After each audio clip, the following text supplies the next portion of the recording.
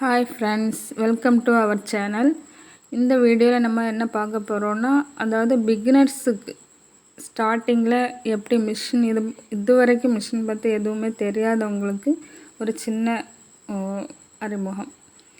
அதாவது எப்படி பெடல் பண்ணுறதுன்னு ஃபஸ்ட்டு பார்ப்போம். பெடல் பண்ணும்போது எப்போவுமே ஹேண்ட் வீல் வந்து ரிவர்ஸில் போகாமல் பார்த்துக்கிடணும். ஃப்ரண்டில் நம்ம அதை கிறக்கி விட்டுட்டு பெடல் போடணும். பெடல் போடும்போது இன்னொரு விஷயம், பூட் வந்து ஹேங்கிங்கில் போட்டுட்டு பெடல் பண்ணணும். ஹேங் லிஃப்ட் வந்து பேக் சைடில் இருக்குது. அதை வந்து பின்னாடி அதை இது பண்ணி ஹேங்கில் நிறுத்திட்டு பெடல் பண்ணணும்.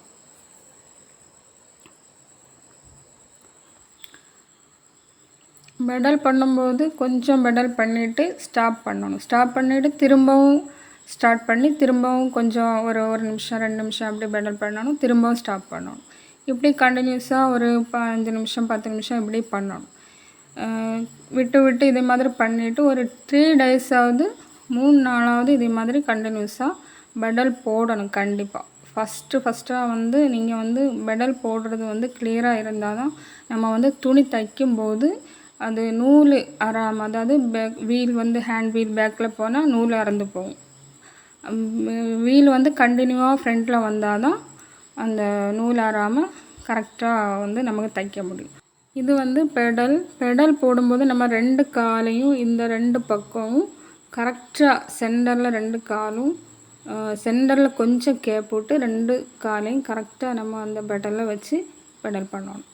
அப்புறமா கத்திரிக்கோல் எப்போவுமே நம்ம வந்து அந்த பெரிய ஹோல் இருக்க சைடில் வந்து 4 விரலும் உள்ளே விட்டுட்டு சின்ன ஹோலாக இருக்கிறதுல ஒரு விரல் விட்டு இந்த மாதிரி கட் பண்ணணும். கட் பண்ணும்போது எப்போவுமே அந்த கத்திரிக்கோலை தும்பு வச்சுட்டு தான் நம்ம வந்து கட் பண்ணணும். அந்த எண்டில் இருக்கக்கூடிய பார்ட் அப்படி இது பண்ணி ரொம்ப இப்படி இது பண்ணாமல் விரிக்காமல் இது மாதிரி நான் கட் பண்ணுற மாதிரி அந்த இதில் வீடியோவில் பண்ணுற மாதிரி அது மாதிரி பண்ணுவோம்.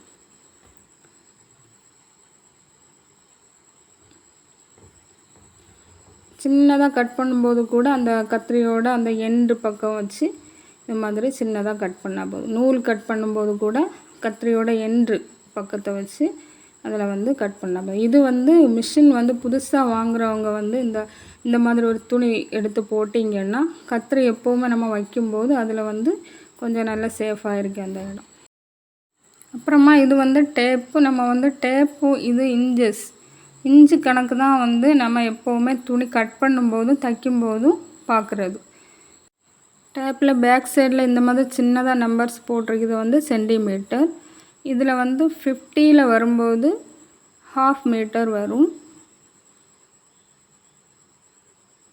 நம்ம வந்து துணி கடையில் எடுக்கும்போது இந்த சென்டிமீட்டர் கணக்கில் தான் துணி எடுப்போம். 100ல் வரும்போது 1 மீட்ரு.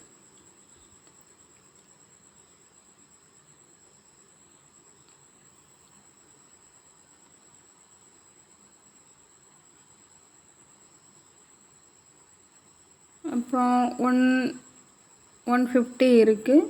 150 வரும்போது 1.5 மீட்ரு வரும். இந்த டேப் ஃபுல்லாக நீளமாக 1.5 மீட்டர் நீளம் இருக்குது. இது வந்து துணியில் மார்க் பண்ணக்கூடிய பென்சில். இந்த நூலை கொஞ்சம் இழுத்து விட்டுட்டிங்கன்னா அந்த பேப்பர்ஸ் வந்து ரிமூவ் பண்ணுறதுக்கு ஈஸியாக இருக்கும். அதுக்கப்புறம் அந்த பேப்பர்ஸ் எல்லாம் எடுத்துகிட்டு நம்ம வந்து யூஸ் பண்ணலாம். இது இப்போ கடையிலெல்லாம் கிடைக்கிது. இந்த மாதிரி பென்சில் யூஸ் பண்ணுறதுக்கு நல்லா இருக்குது. வேறு கலர்ஸ்லாம் இருக்குது.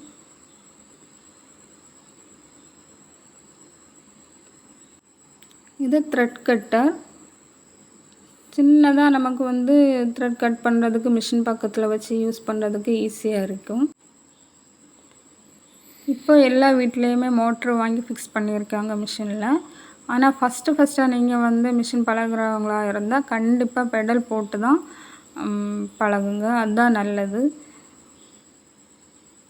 கண்டினியூஸாக 3-4 டே வந்து கண்டினியூஸாக பெடல் போட்டு நல்லா ப்ராக்டிஸ் வந்ததுக்கப்புறமா துணி கூட பெடல் போட்டு தைக்க தொடங்குங்க.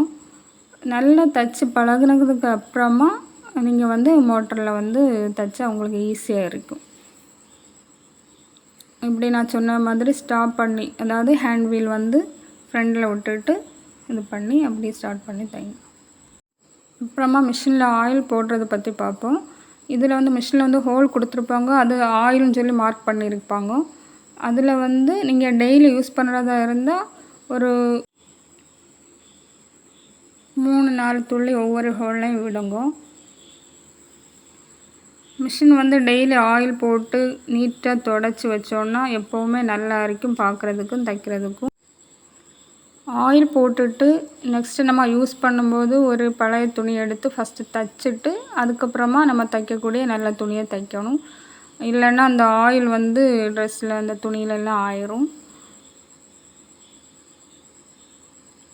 இதுலேயும் ஆயில் விடணும்.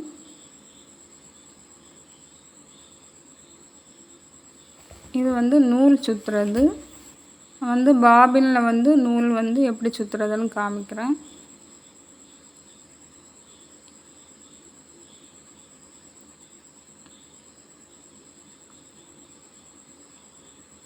நல்லா ஃபுல்லாக சுற்றாமல் கொஞ்சம் கேப்பு விட்டுட்டு அது வந்து ஸ்டாப் பண்ணிடணும். கேப்பு விட்டு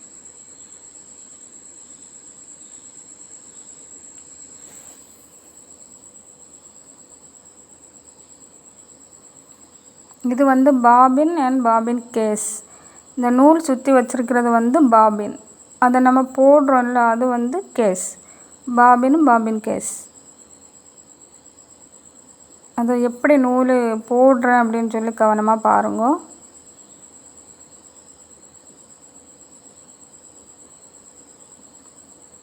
அப்புறமா எப்படி ஃபிட் பண்ணுறதுன்னு காமிக்கிறேன் பாருங்க. இது வந்து நம்ம அதை போட்டுட்டு அது வந்து லாக் ஆனபோது சின்ன சவுண்டு கேட்கும். அப்படி கரெக்டாக லாக் பண்ணிவிட்டு அந்த நூலை வந்து வெளியே இழுத்து கொஞ்சம் வெளியே இருக்கணும் நூல் எப்போவுமே. அப்புறம் மேலே நூல் போடுறது.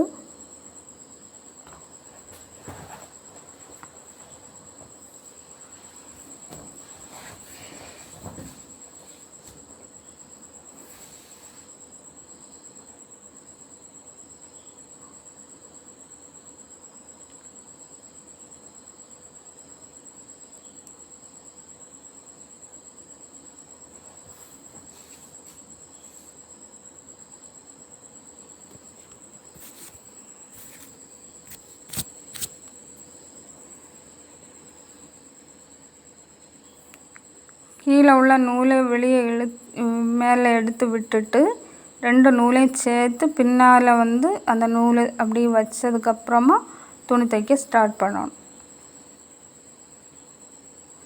இந்த மாதிரி ஒரு சின்ன ஸ்கொயராக ஒரு துணி எடுத்து நீங்கள் ஃபஸ்ட்டாக தைக்கிறவங்களா இருந்தால் இந்த மாதிரி சின்ன துணியாக எடுத்து ஸ்கொயராக கட் பண்ணி அதில் வந்து சைடு ஓரம், அதாவது ஃபஸ்ட்டு வந்து நீங்கள் வந்து ஒரு தடவை மடித்தா போதும்.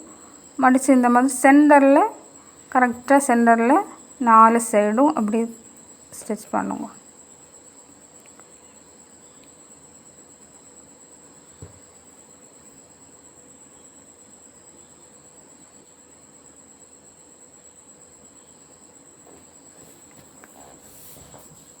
ஃபஸ்ட்டு இந்த மாதிரி ஸ்கொயராக சின்ன பீஸாக ஒரு 4-5 பீஸ் எடுத்து இதே மாதிரி நான் இதில் வீடியோவில் காமிச்சிருக்கிற மாதிரி ஃபஸ்ட்டு ட்ரை பண்ணுங்க.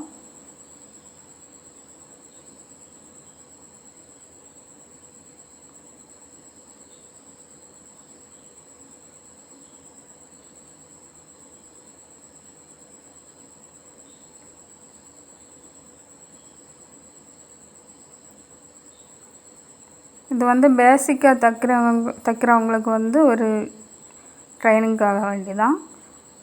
அப்புறமா திரும்ப தைக்கும்போது ஃபோல்ட் பண்ணிவிட்டு இந்த எண்டில் தான் தைக்கணும். அப்படி உங்களுக்கு எண்டில் தைக்க வராமல் இருந்ததுன்னா இந்த மாதிரி பென்சிலில் மார்க் பண்ணிவிட்டு அந்த லைனுக்கு மேலே கரெக்டாக வர்றது மாதிரி மெதுவாக தைச்சா போதும்.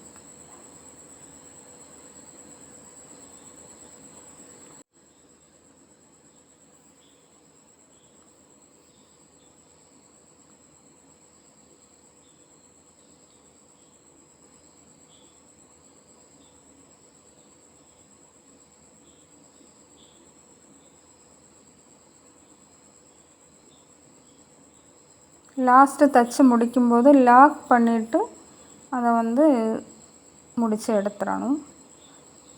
த்ரெட்டு வந்து எப்போவுமே நம்ம ஒரு தடவை தைச்சி முடிக்கும்போது இந்த மாதிரி கொஞ்சம் தையல் அப்படி தைச்சி இந்த மாதிரி கொஞ்சம் நூல் விட்டுட்டு அப்புறம் அந்த துணியில் இருந்து எண்டில் கட் பண்ணி எடுத்துருங்க.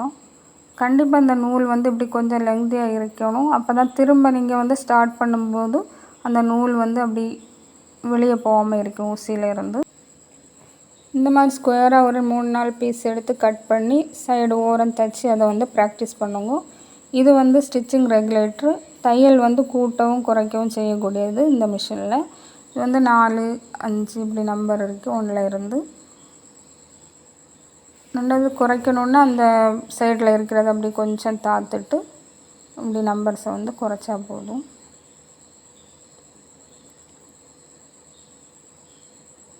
இப்போ பெடல் பண்ணுறது இது வந்து பூட்டு வந்து ஹேங்கிங்கில் நிறுத்தக்கூடியதுக்கு இப்போ இந்த பெரிய மிஷினில் வந்து இந்த மாதிரி ஒரு சிஸ்டமேட்டிக் வச்சுருக்காங்க.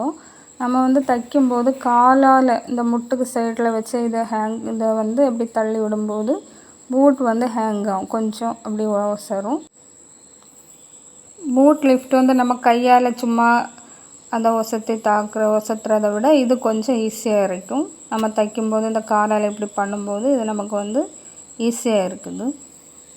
இது வந்து பெரிய மிஷினில் தான் இந்த சிஸ்டம் வச்சுருக்காங்க. அப்புறமா நீடில் ஊசி மிஷின் ஊசி வந்து 14, 16, 18 3 சைஸில் கிடைக்கிது. இது வந்து பெரிய மிஷினுக்குள்ள ஊசி. நம்ம வந்து எப்போவுமே 16 தான் நார்மலாக யூஸ் பண்ணோம். இது வந்து ஜீன்ஸ் தைக்கக்கூடிய ஊசி. இப்படி ஒவ்வொன்றுக்குமே தனித்தனியாக வச்சுருக்காங்க. நல்ல தின்னான கிளாத் தைக்கிறதுக்கு அதுக்கு தனியாக வச்சுருக்காங்க. 18ஆம் நம்பர், 16, 14 இப்படி 3 டைப்பில் வச்சுருக்காங்க. நம்ம வந்து ரெகுலராக வந்து 18 இல்லைன்னா 16 தான் யூஸ் பண்ணுவோம். 14 வந்து திக்கான கிளாத் ஜீன்ஸ் மாதிரி உள்ளது தைக்கிறதுக்கு யூஸ் பண்ணுவோம். தையல் பிரிக்கக்கூடியது.